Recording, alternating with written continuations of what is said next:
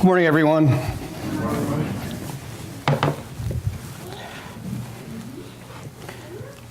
Welcome to the visitors. It's good to see some unfamiliar faces. It's also good to see familiar faces. Good to see some newborns. That is fantastic. Congratulations to the new moms, dads, and grandparents. That's wonderful news. Oh, and I also need to say, Vaughn and Audrey, let me embarrass you for a moment. They've decided they'd like to join or replace membership here, so if we can, quick round of applause.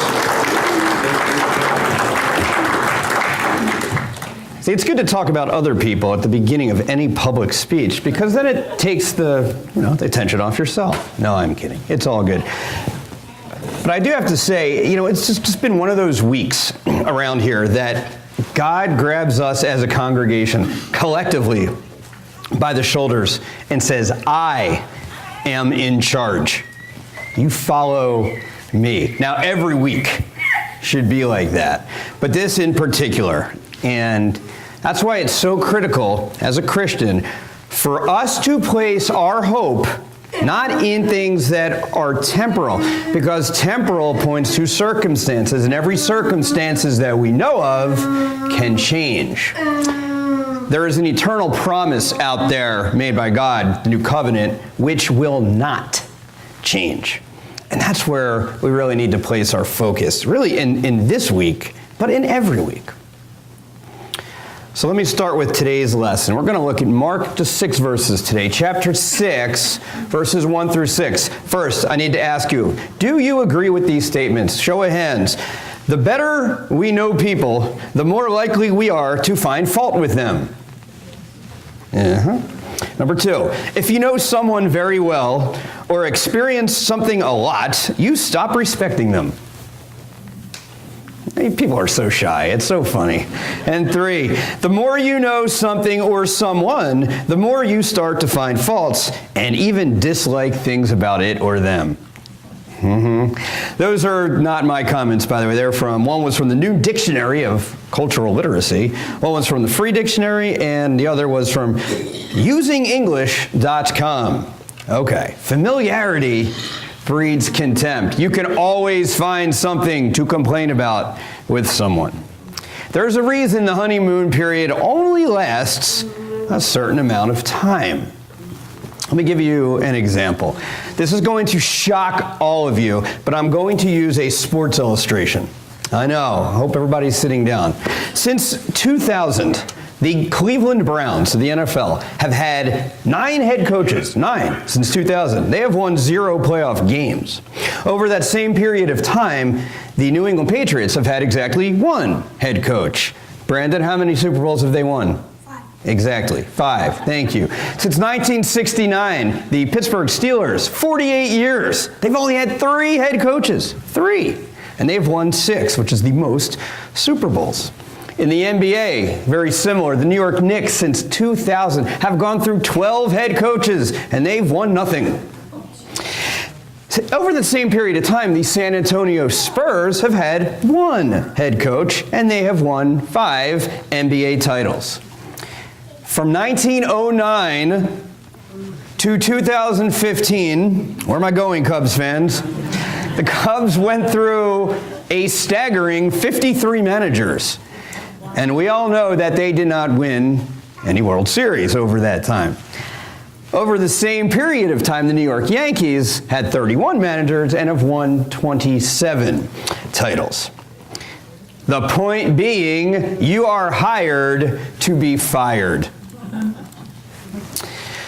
Last week, we talked about Jesus healing a demoniac, a demon-possessed man. And that region was so happy he did this that they told him he's got to go. You don't have to go home, but you can't stay here. That's how they appreciated him. So now we're going to look today. Jesus is going back home. This should be a wonderful, wonderful experience. He's going back to his hometown of Nazareth. So how would you feel if you go back home, you haven't been home in a while, wow, it's going to be a great reunion, and you go home and you are rejected? That probably wouldn't make you real happy. that this is going to happen to Jesus. And I wonder, as Christians, do we ever get too familiar with Jesus? Do we ever read the Bible and say, again? I've got to read the gospel again? I'm too familiar with it. It has nothing to offer. I'm getting sick of coming to church and listening to the preacher. Well, I really hope not. Let's delve into the text. So Jesus had calmed the storm. He had healed a demon-possessed man, as I just mentioned. He also healed a sick woman, and he raised Jairus' daughter. Do you think it's possible that Jesus might have been a little tired at this particular point?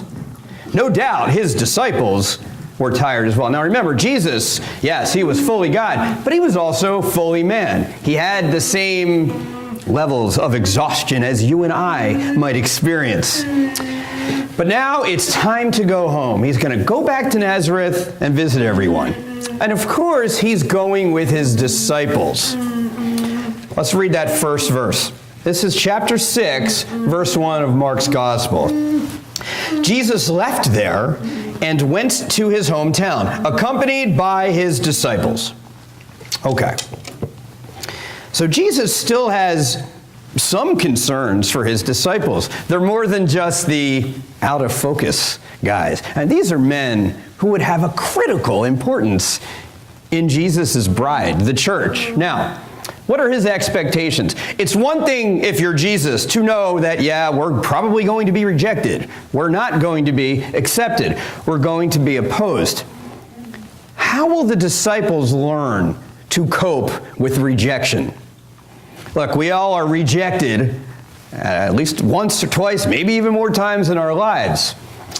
And not everybody's going to agree with things that we have to say. And dare I say, not everybody's going to like you. I know, it's hard to hear that. So where did we learn how to handle adversity? Did it just come from the sky? Think about it.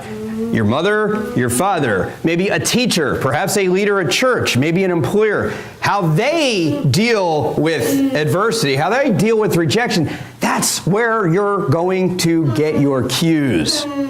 So think about that. As a Christian, always remember there's always someone watching, there's always someone listening. You are a role model. And this is why Jesus had to be strong in front of his disciples, who, by the way, this is it for them, this entire passage. It's it. The disciples, they're nowhere after this. They're with him, but we don't talk a lot about them, I should say. So, what's Jesus going to do in Nazareth anyway? Let's take a look. Verses 2 and 3. When Sabbath came, he began to teach in the synagogue, and many who heard him were amazed. Where did this man get these things? They asked. What's this wisdom that has been given him? What are these remarkable miracles he's performing? And I love this line. Isn't this the carpenter? Isn't this Mary's son and the brother of James, Joseph, Judas, and Simon? Aren't his sisters here with us? And they took offense at him.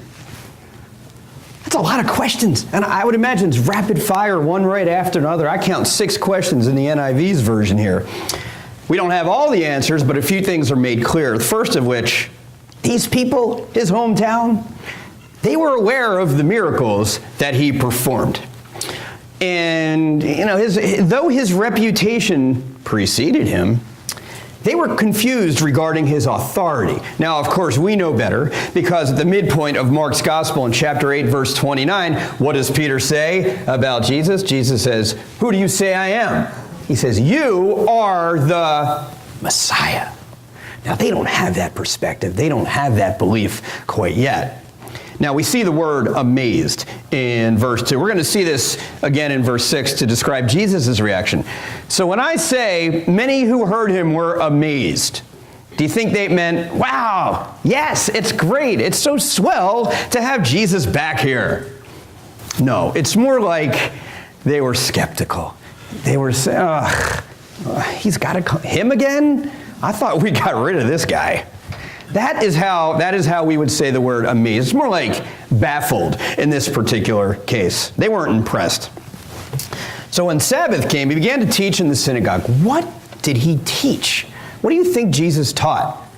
Again, we don't have 100% proof here, but But I would imagine it had at least a little bit to do with the gospel. And the gospel which is offensive to some, and it's scandalous to others. And we talk about authority and wisdom to non-believers. They just don't get it. The people and places that are most hostile to the gospel, to our message, isn't it funny that they're the ones who need it the most? So these questions themselves, they really say a lot about those asking them. He said, where? I love the question, where? From where did he get these things? What I would say is, who cares? How about how did he get these things? Why did he get these things? What is he going to accomplish by doing these things? They were so practical that they missed the theological component of this. And we don't have to know the answer to everything. Paul, 1 Corinthians chapter 1, verses 22 through 25. He says this, Jews demand signs and Greeks look for wisdom. But we preach Christ crucified, a stumbling block to Jews and foolishness to Gentiles. But to those who God has called, both Jews and Greeks, Christ, the power of God and the wisdom of God. For the foolishness of God is wiser than human wisdom, and the weakness of God is stronger than human strength. There are no human answers to these theological questions. Let me talk a little bit more about these. You get the word carpenter. There is some controversy here. We don't know for sure if Jesus truly was a carpenter. This is the only time, by the way, that he is identified as a carpenter. Now, in Matthew's version of the same event, he's identified as the carpenter's son. And in fact, the Greek term is tekton, which really could point to builder, craftsman, carpenter. He could be a stonemason. Now, I'm telling you all this as background information. Ultimately, it really doesn't matter because we know full well whether he was a carpenter or not. Is it safe to say that Jesus was a builder? And I'm not talking about, seats, chairs, tables. I'm talking about a builder, okay? He built the church. That is the most important thing in that particular comment. His family, last time we talked about his family, they thought Jesus was out of his mind. Well, that's nice, Mom, brothers. Thank you very much. And they're nowhere to be found here. Now, I should say, our initial response to the gospel to Jesus is not always our final response. I know I had that experience. And remember, Jesus' brothers, or half-brothers, two of them, James, we're going to talk about a little bit tonight, and Jude. Do you think they had a turnaround? They wrote two very important letters in the New Testament. So it can work if you give it time. And I love this. They say it like it's so bad to be isn't this the carpenter? Just the doorman, right? What does he know? Where did he get this skill? Who does he think he is? Again, they don't know the authority here. And that's why they were offended. It says it right there. They took offense at him. Now that's more serious than an emotional state. Like, if you said, gee, Matt, I really hate your shirt and tie. Okay, that's offensive, but I could live with that. This is more scandalized. This is more blasphemous. And we know, or hopefully we know, that the gospel, if it's properly understood, is supposed to be offensive. It's supposed to be radical in its exclusiveness. And certainly it is blasphemous. Why is it blasphemous? To the Jew, and Paul kind of hit on this, to the Jew, well, how in the world could this carpenter, this guy from Nazareth, be the Son of God? I don't think so. And then to the Greek, you mean to tell me that the Son of God is now here in flesh? No, that's not making any sense. That is absurd, that notion. So this is where they're coming from. So how does Jesus respond to their attitudes? Verse 4, Jesus said to them, a prophet is not without honor, except in his own town, among his relatives, and in his own home. Wow.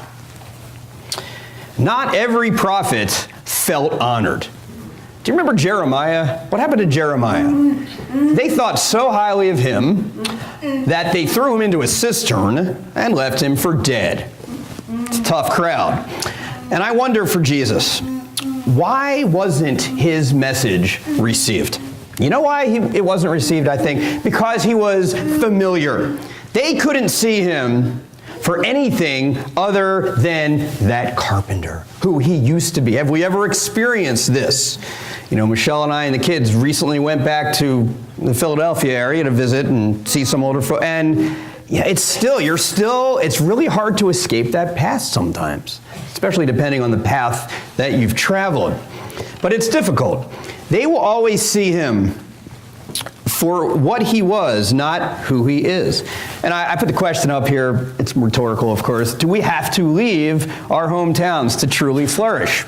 Not every answer is going to be the same. Some of you have been in this area your entire lives and are doing just fine, and that's great. Some of us had to leave, and that's okay too. What I worry about is for some of us, we'll always be seen as that little drop of water. But God sees the potential. He'll see an ocean. The world may see you as a sketch while God envisions a Rembrandt. Your old friends might see a boy where God sees a man. So there's a lot of contempt going on here. And I've got to step outside the box just for a second. You know, obviously the event last week in Charlottesville, and I try not to get too political or go into current events too much, but you read all these articles, and it's like, where are the Christians? Where's the Christian response? Are Christians at fault somehow? Are we being tied with the white nationalists? And at first I just kind of, doesn't bother. Whatever anyone says, doesn't matter. And really it doesn't. But if you read enough of these articles, it starts to plant a seed. And I wonder, we all have to ask ourselves, when you see something like that happen, or any awful event, what is my response as a Christian? What is our responsibility? I don't think that God wants you to be a timid Christian.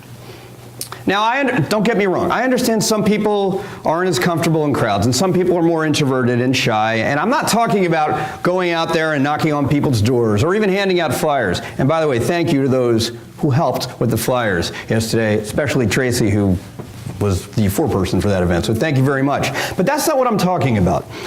I'm talking about our silence. Our silence on these matters speaks volumes. So I pray that we stop allowing our silence to lose the battle against the evil of hatred. God does not call us to shy away from controversy. I hate to tell you this. We have to be the voice of reason. We have to be the voice of the voiceless. The voice that has to be heard has to come from the church, because if it doesn't, you think the world's bad now? I can't even imagine. But Matt, I just want to be safe. I just want to stay inside my little bubble and read my Bible, and I don't want to bother anyone. All right, that's all well and good. It is not safe to be a Christian. Especially, and you take that literally when you go across the globe. But even here, it's not safe to be a Christian. We are called to hold the poor family in West Englewood in the same regard as we would hold a rich family full of doctors and lawyers out in Beverly Hills, California. We are called to view the enemy combatants in Fallujah with the same lens that God uses to see a newborn baby. We are called to stand up in a time of hatred and injustice and rally together against this evil. Paul's words to the church 2,000 years ago stay true today. He says, we regard no one from a worldly point of view. And I'll say, not as white, not as black, not as Asian, not as Hispanic. It does not matter. We do not see people from the outside. Rather, we love them from who they are inside. So when Paul says we regard no one from a worldly point of view, guess what? That includes Christ, but that also includes his people. Anyone who is in Christ is described as a new creation. Anyone who is not still has the potential to be that new creation. So my question is, Why would we get in the way of that budding miracle? Our silence only takes us so far.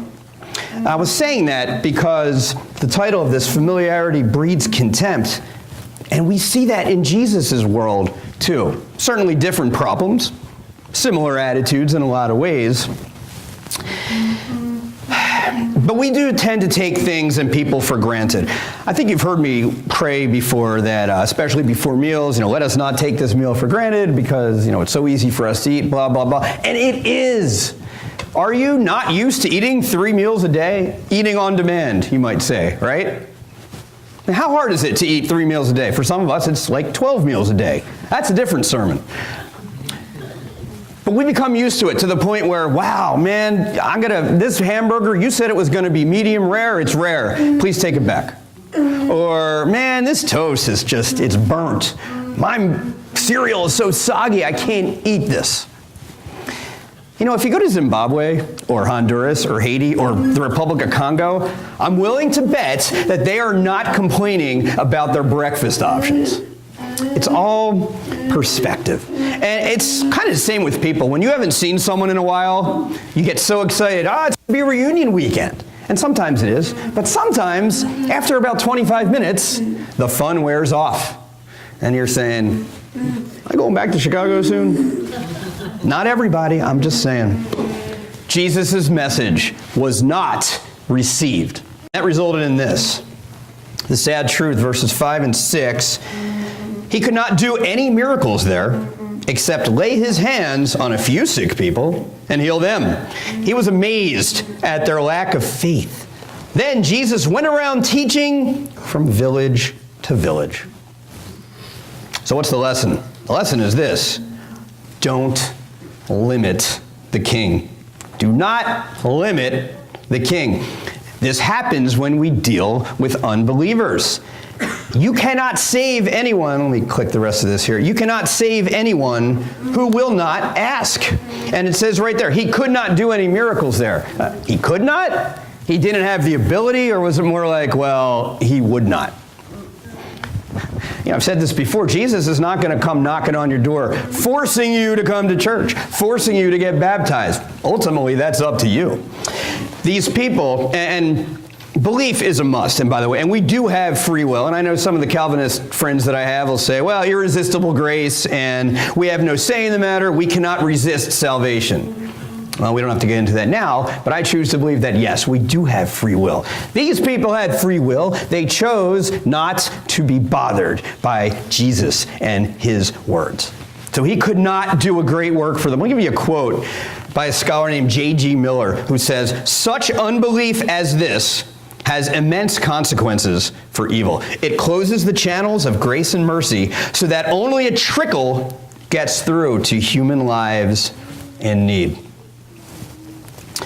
His own people did not believe him, and they did not believe in him. And he wasn't surprised. We see in chapter 5, verse 20, and also 6:51, which are conclusions of miracle stories. What does it say? The apostles were amazed. Wow, what did Jesus just do? Even the waves obey him. Now, when it says Jesus was amazed, no. This is the only time in the Bible, by the way, where it says Jesus was amazed, but it's more like, how could you people be so foolish? You can just imagine Jesus at this scene. Can you imagine being the disciples now? A little awkward. You ever been with someone and their family and they're arguing and man, you want nothing to do with that? I can imagine the disciples feeling a little bit this way. But rejection must be followed by action. You can't just dwell on it. You can't just sit. I've been rejected. They didn't listen to the message. It's not about the messenger. You know this, right? It's about the message. The gospel can carry us through. Please don't ever take it personally if someone's not responding to your words about Jesus Christ. The Bible is a story, and rejection is part of that story. Everything is linked in Scripture.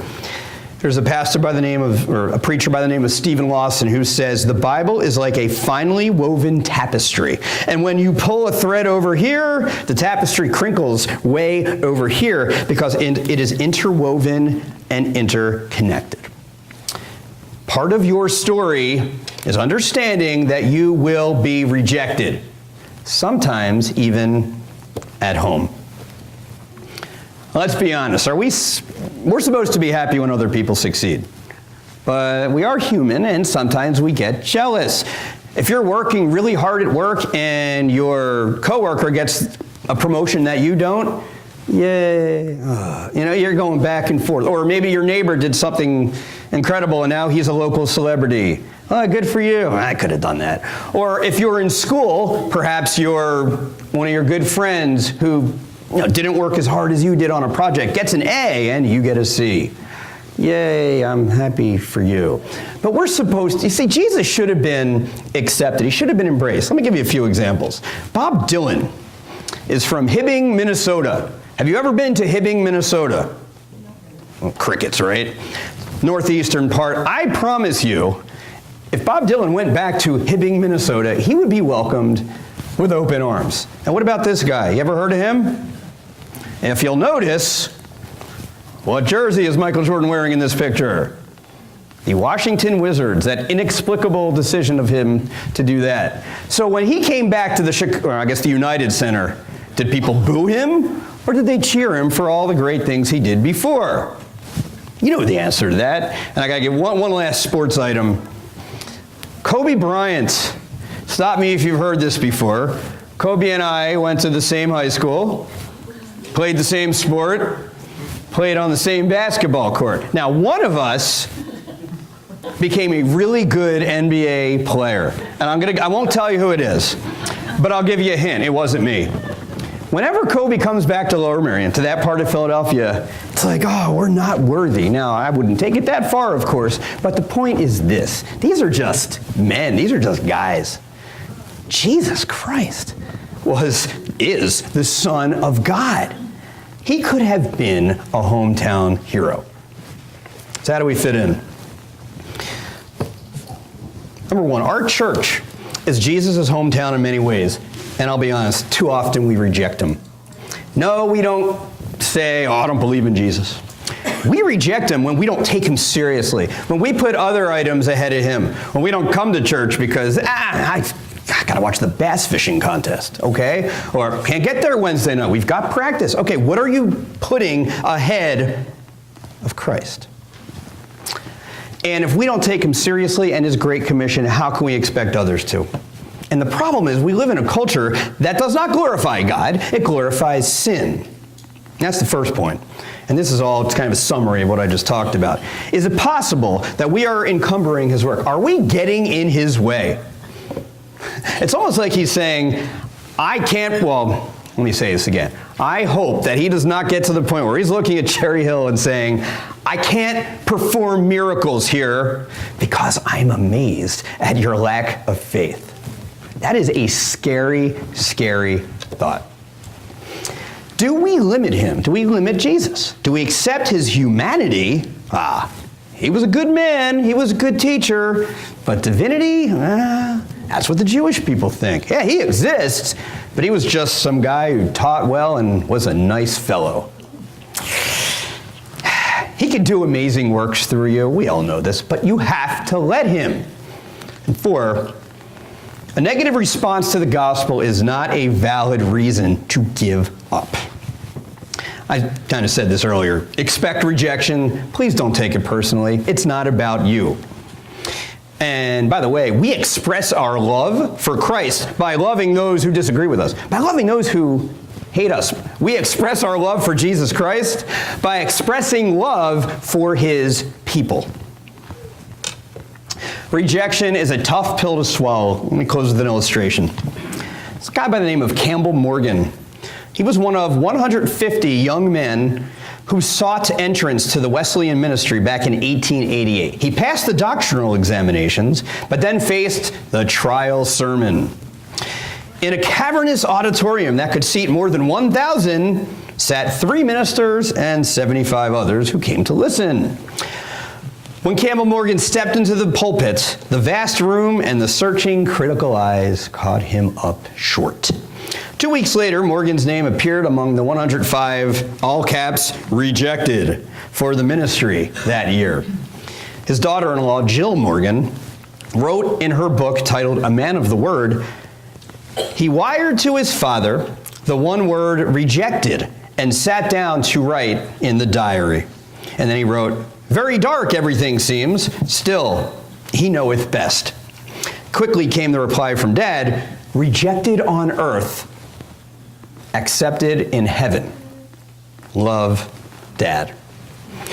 In later years, Morgan said, quote, God said to me in the weeks of loneliness and the darkness that followed, I want you to cease making plans for yourself and let me plan your life, unquote. How great is that quote, especially in a week like this when things are going haywire and we are so clearly not in control of our situations. Let me plan your life for you. It's one less thing to worry about. It's the way I see it. All right. When we respond to the gospel, what we do is we seek the cross. And when we seek the cross, that tells us that we understand that God's justice is satisfied and his sinners are justified. When we respond to the gospel, we allow God to put eternity into our hearts. Eternity that is more powerful than hatred, than prejudice, than political rhetoric, and terrorism. Jesus died on the cross because there was no other way. You ever ask that question? Why? Why the cross? Don't you think that if God could have saved the world another way, he would have chosen a different path rather than, I don't know, sacrificing his own son? Of course he would. But that was his plan. And maybe what I'm saying is not popular today. But Jesus is the way, the truth, and the life. So if you have not been baptized, know this. You have, and we all have, a terminal condition. And it's called death. Question I have for you, what will you do about it today? We'll stand and sing. I am mine no more.